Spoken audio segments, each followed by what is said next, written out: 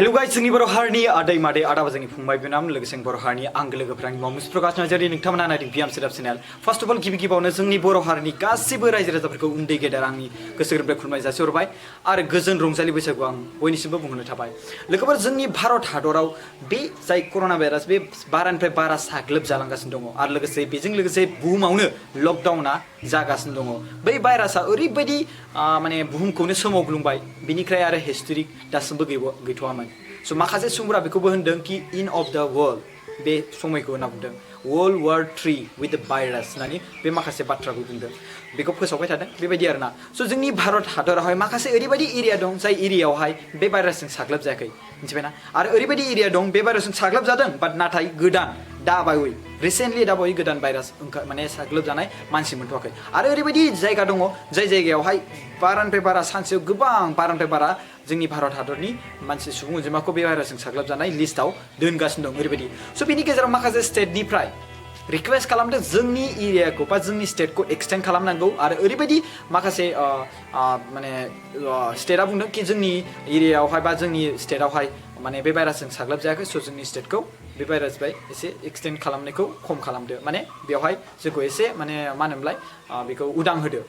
अके उदां होदो। स' 20 एप्रिलनिफ्रायबो माखासे बाथ्रा बे इस्यु जागोन नङा होमबा बेखौ बयबो मिथिखागौ आरो बिनि गेजेरावहाय ओरैबायदि स्टेट दङ बे जाबाय बेनि जायगायावहाय भाइरासखौ मोन्दों बाट बारायथ'वाखै दा लिमिटआव दं आरो दायो लिमिटआव बेबायदि। स' बिसोर रिक्वेस्ट खालामदों माखासे स्टेटआ एक्सटेन्ड खालामनाय माखासे स्टेटआ एक्सटेन्ड खालामाखै। जोंनि माखासे ओरैबायदि डिस्ट्रिक्ट दङ जाय डिस्ट्रिक्टआवहाय बे भाइरासजों साग्लोबजायाखै। स' बेवहाय मोनथाम लेभेल होदों जोंनि माने prime minister of India Narendra मदियाहाय माने रिक्वेस्टनि दाराव बे गासैजोंबो भिडिअ कनफारेन्स रायज्लायनाय जादों गासिबो भारतनि स्टेटनि सिएमफोरजों बेजों रायज्लायनाय जादों बिनि बेलायावहाय भिडिअ कनफारेन्स दारै। स' बेवहाय मोनथाम माने लेभेल सिथाबनाय जादों बेनो जाबाय रेड जन आरो बिनि गेजेराव अरेन्ज जन आरो बिनि गेजेरावहाय ग्रिन जन। बिनि सोमोन्दै आं माखासे बाथ्रा खोन्थागोन जोंनि भारत हादराव बेसेबांखिनि डिस्ट्रिक्टखौ हटस्पटआव दोनदों आरो बिनि गेजेराव जोंनि आसामाव बेसेबांखिनि रेड जन डिस्ट्रिक्ट गोलैदों आरो ग्रिन जन बेसेबांखिनि गोलैदों आरो अरेन्ज जन बेसेबांखिनि गोलैदों आरो लोगोसे आं बेखौ बुंगोन कि जोंनि आसामजों माखासे माने भारतनि माखासे गुबुन गुबुन जायगायाव डिस्ट्रिक्टआव खामानि मावना थाहैनाय बा सरि स्टेटआव खामानि मावना थाहैनाय बिसोर माखासे सुबुंफोरनियाव खायसेनाव एकाउन्ट गैया बिनि सोमोन्दै मा साजेस्ट आं होगोन बेखौ नोंथांमोना खोनासंनो हागोन। स' फार्स्ट अफ अल जोंनि भारताव गासै सुबुं अनजिमा बे भाइरासजों साग्लोबजानायाव 12,000निबो बारा जाबाय आरो बिनि गेजेराव दासिमाव 10,000निबो बारा सुबुङा दासिमबो बे भाइरासजों एक्टिभ जानानै दङ मिथिबायना। स' बेवहाय जोंनि आसामावहाय दायो एट प्रेजेन्ट दिनै सानै मानसि आरो बारायबावबाय गासै 34 सुबुङा जोंनि आसामाव भाइरासजों साग्लोबजाबाय आरो बिनि गेजेरावहाय 28 जन सुबुङा दायो एक्टिभ जाना दं आरो बिनि गेजेराव 7 सुबुङा बे भाइरासजों साग्लोबजानायनिफ्राय उदां जाबाय माने रिकभार जाबाय हामबाय आरो सासे मानसि थैबाय। स' बिनि गेजेरावहाय जोंनि भारत हादराव गासै 170 डिस्ट्रिक्टखौ हटस्पटआव गोग्लैहोदों हटस्पट जनाव माने हटस्पट एरियायाव गोग्लैहोदों। बेनो जाबाय बिनि गेजेराव 123 डिस्ट्रिक्टखौ विथ लार्ज आउटब्रेक बिराद गोजौ हाई बिबांनि जाय जायगायाव गोदान गोदान निउ केस मोनबाय थायो मिथिबायना आरो बिनि गेजेराव बिराद हाई लेभेल हटस्पट डेन्जारास लेभेलाव दोनदों आरो 47 डिस्ट्रिक्टखौ विथ ए क्लास्टार होनना बुंदों माने समान बिबानै एखे पजिसनाव समान बिबानै थांनाय माने एखे समान बारायनाय मिथिबायना बाराबो नङा खमबो नङा बेबायदि समानै बारायलांनाय। स' गोबां डिस्ट्रिक्ट बेफोरबायदि दङ। स' बिनि गेजेरावहाय जोंनि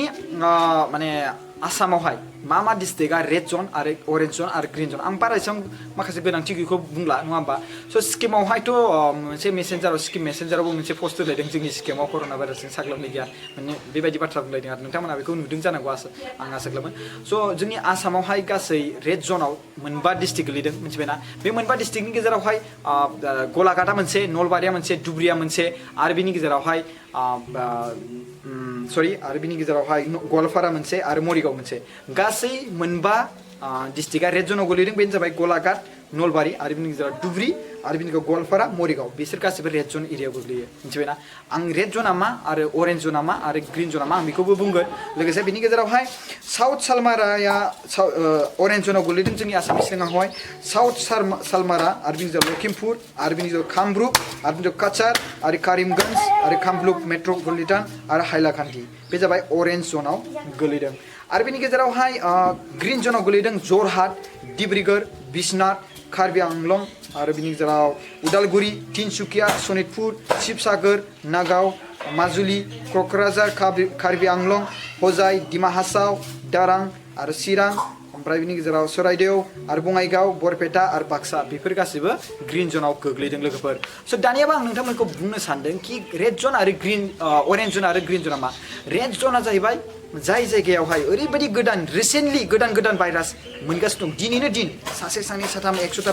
200टा नङा होमबा बारायलांगासिनो दं बिराद इनक्रिज बारायगासिनो दं जोंनि हादरावनो बे सुबुंनि थाखायनो बै स्टेटनि थाखायनो बा बै डिस्ट्रिक्टनि थाखायनो बे सुबुं अनजिमा भाइरासजों साग्लोबजानाया बारायगासिनो दं नङा होमबा स' बे एरियाखौ रेड जोनाव दोनदों गोदान भाइरासजों साग्लोबजानाय सुबुं मोननायखौनो रेड जोन एरियायाव दोनदों जाय जायगायावहाय गोबां माने डेन्जार जोनाव जेराव दाबायदि सोलिगासिनो दं ना बेबायदिनो बेवहायबो बेबायदि सोलिबाय थागोन आरोना बाट अरेन्ज जोनाव एसे सोलायनाय जागोन अरेन्ज जोनाव जाहैबाय कि जाय जायगायावहाय जाय डिस्ट्रिक्टआवहाय माने मा जादों सुबुंखौथ' भाइरासजों साग्लोबजानाय मोनदों बाट लिमिटेड दा गोदान रिसेन्टलि मोनथ'वाखै बेखौ अरेन्ज जोनाव मोनदों आरो जुदि रेड जोननिफ्राय अरेन्ज जोनाव जुदि फैनो गोसो जादोंब्ला अब्ला 14 डेजनि गेजेरावहाय माने खुनु सासेबो माने भाइरास गोदान साग्लोबनाय मोननो हानाय नङा रिपर्ट खालामनांगोन 14 डेजनि गेजेरावहाय मोनसे रिपर्ट खालामनांगोन बै डिस्ट्रिक्टनिफ्राय कि जोंनि डिस्ट्रिक्टआवहाय खुनु भाइरास दासिमबो साग्लोबनाय गैथ'वा 14 डेज जाबाय स' बे अरेन्ज जोनाव माने मुभ जागोन आरो रेड जोननिफ्राय अरेन्ज जोनाव मुभ जागोन मिथिबायना आरो बेनि गेजेरावहाय नैबे अरेन्ज जोनावहाय पाब्लिक ट्रेन्सपर्ट आरो बेनि गेजेराव माखासे प्रडाक्ट माने कम्पानिफोरा एसे एनै खुला जागोन आरो ना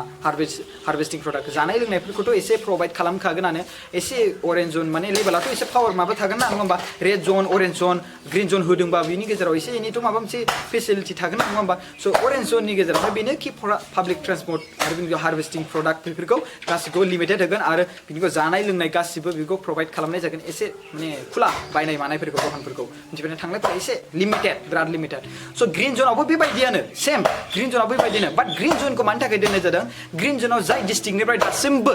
बे भाइरासजों साग्लोबजानाय मा मोनाखै सुबुं मोनाखै बै डिस्ट्रिक्टखौ होदों ग्रीन जोन बेवहाय एसे एनै खुला जागोन बे खुलानि गेजेराव माखासे बाथ्रा खोन्थानि नोंसोरनो स' गाइस जोंनि आसामावहाय 20 एप्रिलनिफ्राय मा खुलिगोन क्ल'ज जागोन school college university international domestic airway माने एयारपर्ट बेफोरबो बन्द जाखागोनानो बेथ' गोनांथिखा बेथ' आरो बुंनोनो गोनां गैया मिथिबायना आरो पेसेन्जार रेलवे बेफोरबो बन्द जागोन सिनेमा शपिं मल जिम आरो इन्टार डिस्ट्रिक्ट ट्रेन्सपर्ट माने बासजों थांनाय आरो बेनि गेजेरावहाय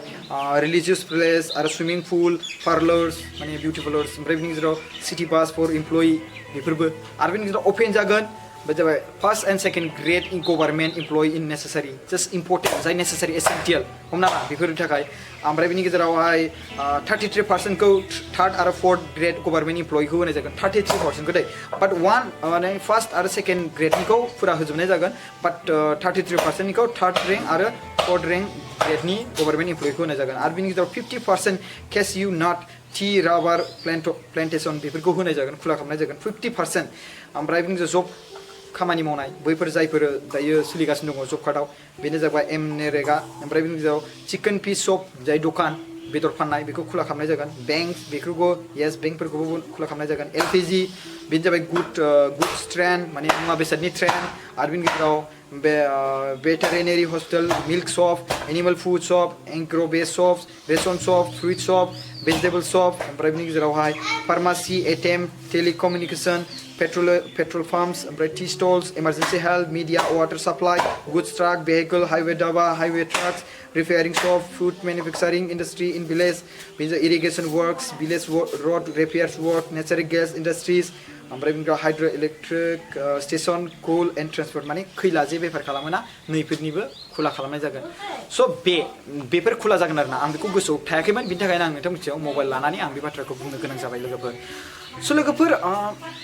बे नङा कि नोंथांमोना खुला मोन्दों होननानै जे थाबायनो मोनगोन बास ओरै बिनिफ्राय बैथिं थांनो मोनगोन बे नङा बाट साम एसेन्टियेल इमप्लय जायफोरा गोनांथि जायफोरा एसेन्टियेल सार्भिस मोन्दों जायफोरा कारिफिउ पास मोन्दों ट्रेन्सपिट सार्भिस बिथांमोना एसे खुलायै बेरायनो मोनगोन आरोना बाट नोंसोरबो एसे एनै मोनगोन बाट बिनि गेजेरावहाय बे बाथ्रा जेसेबांखिनि मख'दोंना बे खुला जागोन पाब्लिकआथ' एसे खुला जायफोर ग्रिन जन बे गेजेरावथ' बेरायनो मोननांगोन ना नङा होमबा स' बे होमबालाय मानोथो ग्रिन जननि मा होनाय जाखो नङा होमबा स' बे नङा कि जोंनि जायगाया ग्रिन जन बे नङा कि जोङो अके जों बिराद भाइरासनिफ्राय फ्रि बे नङा कि जोङो जानाय नङा जोंनि एरियायाव ग्रिन जन होदों जों एसे एनै साबधान थाखानांगोन मिथिबायना गोबां गोनांथि बे साबधाना मिथिबायना गोबां गोनांथि स' लोगोफोर आं बेखौ बुंनो सानदों कि जायफोर मानसिफ्रा आसामनि बाहेरायाव थांनाय बिसोरहा बेंक एकाउन्ट गैया स' बिथांमोनखौ आं साजेस्ट खालामो जुदि नोंथांनाव बेंक एकाउन्ट गैयाब्ला जुदि सरकारा नोंथांखौ बुंदों कि बेंक एकाउन्ट हो नोंनि नामजों स' बिनि गेजेराव नों बेखौबो बुङाखैमोन नङा होमबा बिनिखौबो बुङाखै जे नोंथांमोना गावनि बेंक एकाउन्ट गैयाब्ला गुबुननिखौ होनाङा बे बाथ्राखौबोथ' बुङाखैना बे बाथ्राखौ बुंदों जानो बुङाखैना स' बे खेत्रआवहाय नोङो नोंथांनि न'खरनि सोरबाबो सोद्रोमा नोंनि हिन्जावानो जा नोंनि बिमा बिफायानो जा बिसोरनिखौ होनानै नायब्ला माथो लस नङा होमबा जुदि बेंक एकाउन्ट नोंनाव गैयाब्ला बेखौ जुदि नोंहा कनफिउस जादोंब्ला अब्ला नोंथाङा सानदों कि आं बानायलालै आंनाव बेंक एकाउन्ट गैया अब्ला लेट्स डु इट जे नोंथांनि न'खरनि मानसि सोरबा सासे सोद्रोमानि नोंनि हिन्जावानो जा नोंनि हौवायानो जा नोंनि बिमा बिफायानो जा बिसोरनिखौ होनानै नायनोसै लेट्स डु इट नङा होमबा स' आं बेखौ साजेस्ट खालामनाय जाबाय आरो बिनि गेजेराव आं बेखौ बुंनो सानदों कि पाब्लिक भइस आं मोनसे सिजन बानायदों बोथोर बेवहाय नोंथांमोनखौ आङो नोंथांनि गासिबो गावबा गावनि हिम्मतजों लानानै नोंथाङा मा लुबैदों अके नोंथांनि रावा माबायदि जागोन जे जोंनि हारियाव माबायदि सोलायनाय नांगौ बेखौ लानानै नोंथाङा मोनसे हारिनि गेजेराव ओरैबायदि मोनसे गाज्रि दुखु मोननाय दं नामा बे खेत्रखौ लानानै नोंथांमोना आंनो भइस हरनो हागोन खमावबो 10 मिनिट 5 मिनिट्ससो मिथिबायना 5 मिनिट्स आरो 10 मिनिटनि भिडिअ हरनांगोन आरो नोंथांनि नाम होग्रोनांगोन आरो बिनि गेजेराव नों बबे डिस्ट्रिक्टनि मा खालामो नोंथाङा आरो बिनि गेजेराव बबे जायगायाव दं दासान्दि आरो नोंथाङा ओमफ्राय नोंथांनि नाम आरो आबुं गासिबो दै गामि सामि गासिबो खोन्थानानै बेखौ भिडिअखौ इन्ट्र'जों प्ले खालामग्रोनांगोन बा रेकर्ड खालामग्रोनांगोन मिथिबायना लोगोफोर स' बेनो आरो नोंथांमोना बेखौ सेन्ड खालामबानो जाबाय आंनि नाम्बाराव 7740039057 बयहाबा बुंनो हानाय मोन्थाय दङ you have a right for speech नोंथांमोना प्लेटफर्म नांगौ जादों स' प्लेटफर्मखौ आं होगोन जोंनि बड'लेण्ड मिशन सोदोब चेनेल प्लेटफर्मा नोंथांमोननि थाखाय रेडि नोंथांमोननि भइसखौ पाब्लिश खालामनो थाखाय but it's have to be important thank you so' much खुलुमबाय